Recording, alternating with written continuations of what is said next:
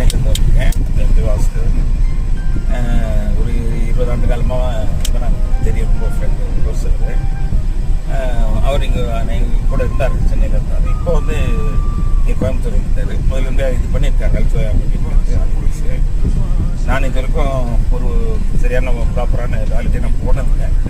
இவரை கான்டாக்ட் பண்ணேன், நல்லபடியாக நான் அனுப்பிச்சி வச்சார்.